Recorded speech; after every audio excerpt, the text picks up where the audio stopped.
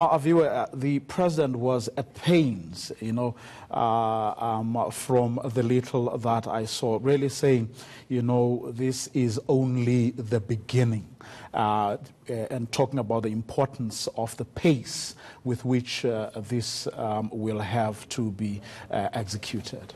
Well, of course, there are a lot of complaints around the minimum wage, saying that 20 rand an hour is too little. It's one of those complaints that he himself brought about, saying that it is too little for him. He would have loved it to be around 15,000 rand for a person to afford a living wage of around 15,000 rand. But just to accommodate, to balance, in fact, to make the balance between the need to measure income and also the need to increase employment. That's why they started this 20 rand. They've been delving upon this at Nedlect for the last 4 years, and they've had battles inside there.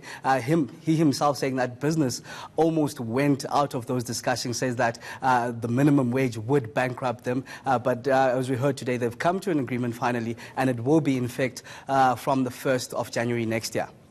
Now, speaking of a business and, of course, the history you've just alluded to, business, as you say, nearly walked out. There are those who argue that they simply cannot afford this.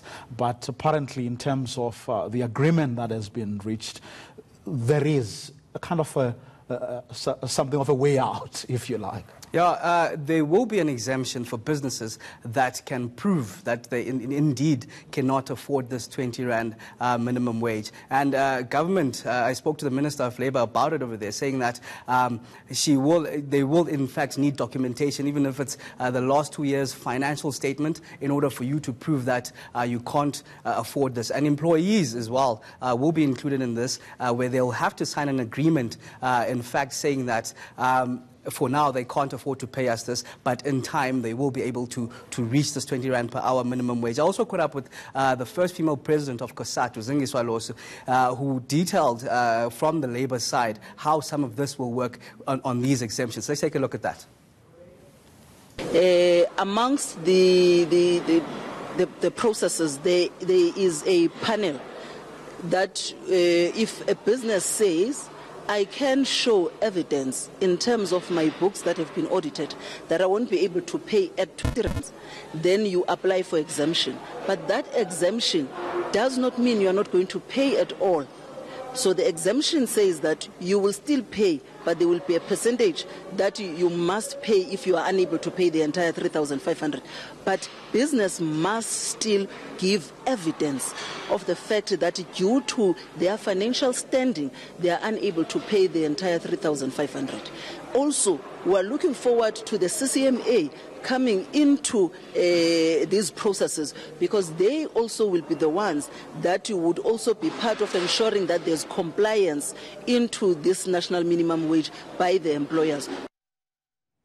That's, of course, COSATU's view, and they have welcomed these initiatives, but the workers are, of course, not unanimous on this. There are those who still reject what has been put on the table. Of course, as I mentioned earlier, there's a lot of people, even different voices. We've also heard SAFTU earlier on. We've seen them go onto the streets about this, saying that essentially they'd want it to be around 40 rand for the minimum wage.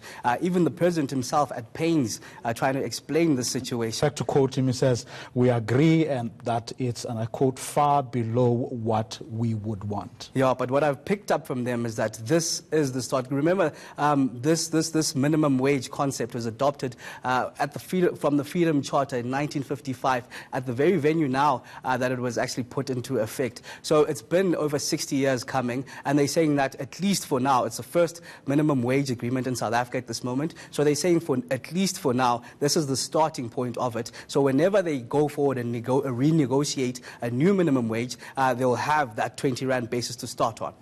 And that's where we're going to leave it, Aviwe. Thanks very much for coming through. Aviwe Mtila, who, of course, was at that gathering where President Cyril Ramaphosa announced that the national minimum wage will come into effect from the 1st of January.